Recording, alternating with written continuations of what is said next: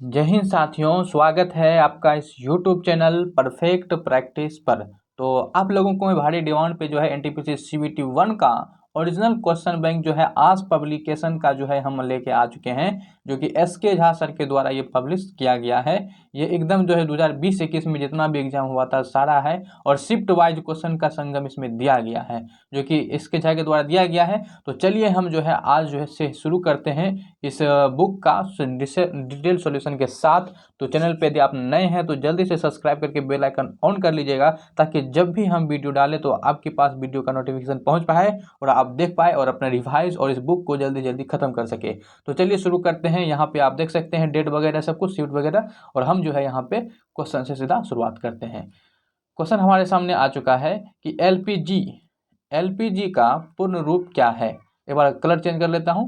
तो एलपीजी का पूर्ण रूप क्या होता है, तो ये होता है आपका लिक्विफाइड पेट्रोलियम गैस, यानी ऑप्शन जो है यहाँ हमारा सी हो जाएगा। देखिए, एलपीजी का मुख्य अवयव जब आपसे पूछे तो कौन हो जाएगा, तो एलपीजी का मुख्य अवयव जो होता है ये प्रोपेन और ब्यूटेन होता है। ध्यान रखेंगे, एलपीजी का मुख्य अवयव प्रोपेन और ब्यूटेन होता है।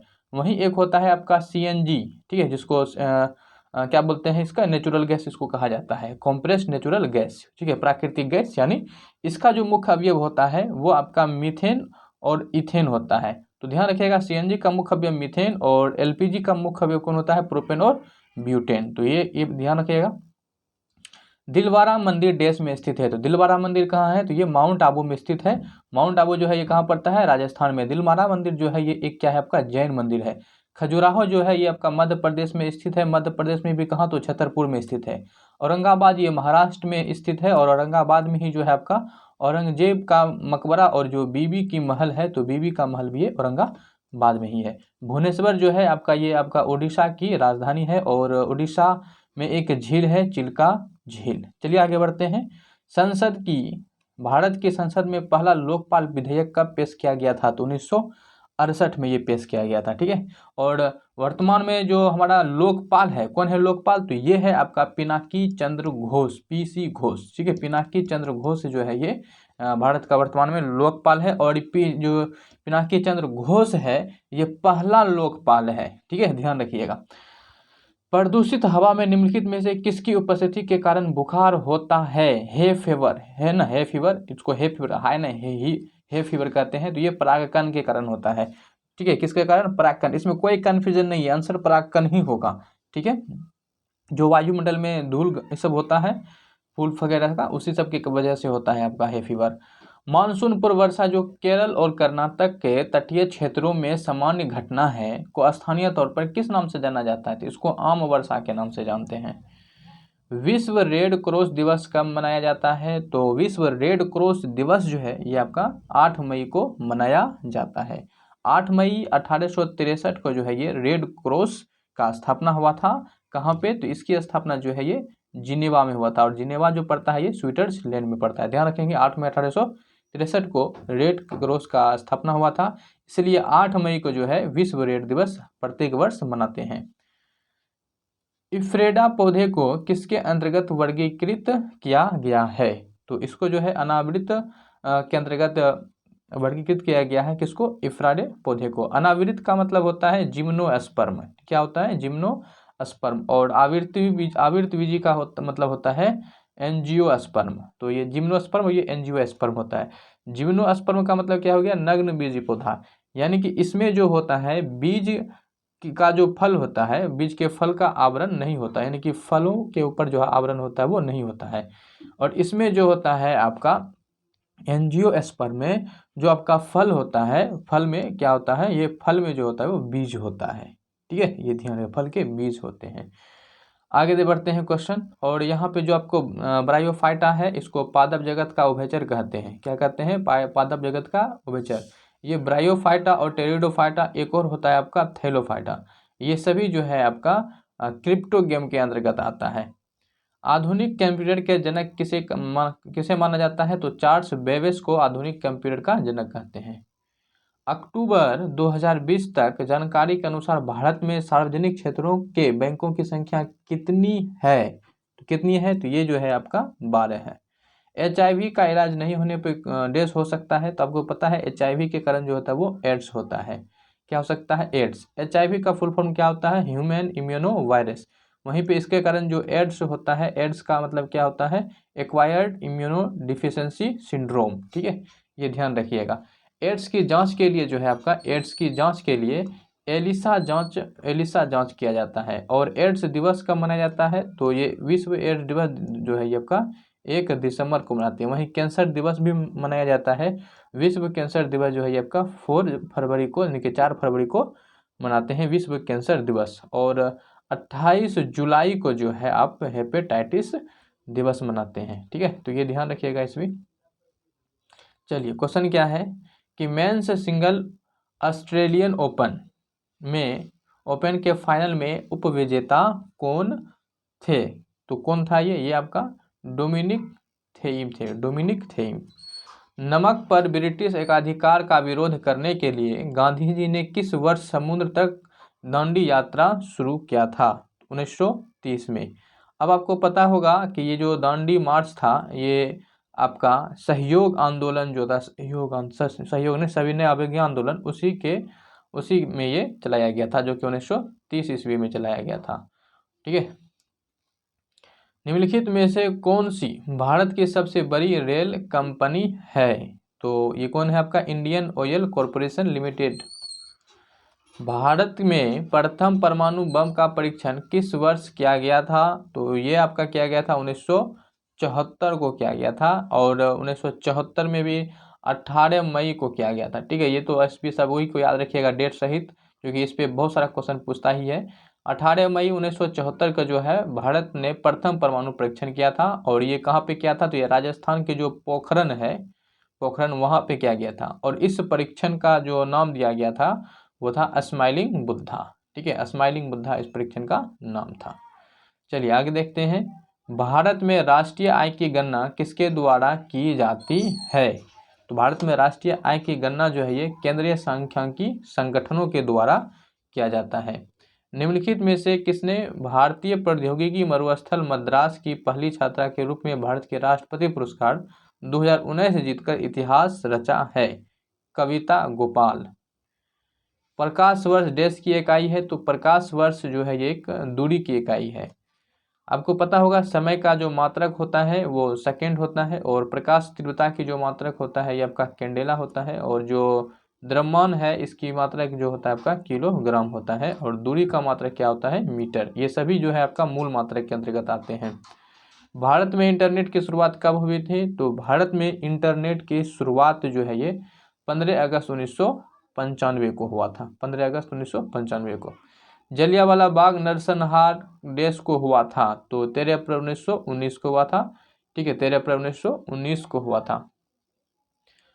भारत में खिलाफत आंदोलन के बारे में क्या सही है, तो खिलाफत आंदोलन के बारे में पूछा गया है, तो क्या ऑप्शन में है, यह पाकिस्तान की मांग का एक आंदोलन था, ऐसा नहीं है, ये गलत है। खिलाफत आंदोलन के दौरान पाकिस्तान की मांग की कोई चर्चा ही नहीं है। यह भारत में मुगल शाही परिवार को पुनः बहाल करने का एक आंदोलन था, यह भी ऑप्शन गलत है। यह तुर्की सुल्तान के समर्थन में एक आंदोलन था, ऑप्शन हमारा सी बनेगा। खिलाफत आंदोलन की शुरुआत कब हुआ था, तो ये 1919 में हुआ था, और ये हमारा जो गांधी जी के द्वारा चलाया गया था वो सहयोग आंदोलन, उससे जो है 1920 में ये दोनों एक साथ होके लड़े थे फिर। ठीक है, तो वीडियो को अभी तक लाइक नहीं किए हैं तो आप लाइक जरूर कर दीजिएगा। चलिए आगे क्वेश्चन देख लेते हैं क्या है कि निम्नलिखित में से कौन सा सतत विकास 2030 के लिए यूएन का एजेंडा नहीं है, तो कौन सा एजेंडा जो है ये यूएन का नहीं है। आपके सामने यहाँ पे ऑप्शन दिख ही रहा है। पहला ऑप्शन क्या है कि विश्व की कुल जनसंख्या में 1/3 की कमी करना है, यही हमारा करेक्ट आंसर हो जाएगा, कि क्योंकि ऐसा कुछ भी इसमें यूएन के एजेंडा में नहीं है। ठीक है, देखिए यूएन क्या कर सकता है, एक पहल कर सकता है। घरों के बाहर फर्श को सजाने की कला की निम्न में से किस शैली का उपयोग किया जाता है, क्या कहते हैं, घरों के बाहर फर्श को सजाने के लिए, तो उसमें कॉलम विधि का उपयोग किया जाता है, किसमें, कॉलम का। देखिए यदि आपसे इससे राज्य पूछा जाए तो इससे राज्य तो कई संबंधित है, जैसे कि आपका तमिलनाडु भी है, आंध्र प्रदेश भी आ जाता है, कर्नाटक भी आ जाता है। मधुबनी पेंटिंग के बारे में आपसे पूछेगा तो फिर आप बोलेंगे ये बिहार से संबंधित है। ठीक है, भारत में महाभियोग की प्रक्रिया द्वारा जो है देश को उनके पद से नहीं हटाया जा सकता, है, तो किसको नहीं हटा सकते हैं आप प्रधानमंत्री को नहीं हटा सकते हैं। ठीक है, अच्छा, राष्ट्रपति को हटाने के जो महाभियोग द्वारा है, कौन सा अनुच्छेद में दिया गया है, तो अनुच्छेद 61 में।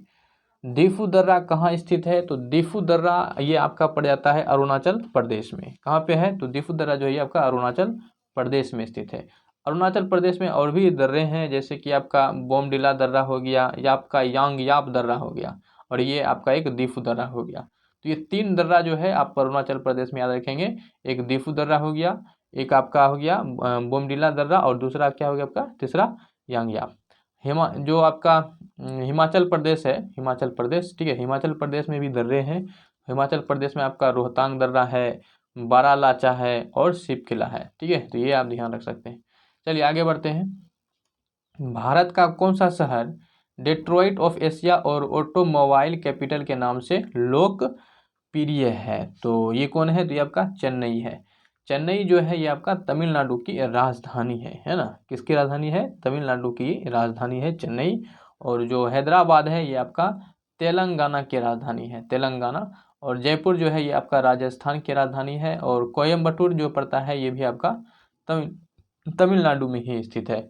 मोतियों का शहर जो है ये हैदराबाद को कहा जाता है, और गुलाबी शहर जो है ये जयपुर को कहा जाता है। दक्षिणी ध्रुव पर पहुंचने वाली भारतीय सेवा की पहली महिला अधिकारी का नाम क्या है, तो इसका नाम क्या है आपका, तो ये है कौन, अर्पणा कुमार।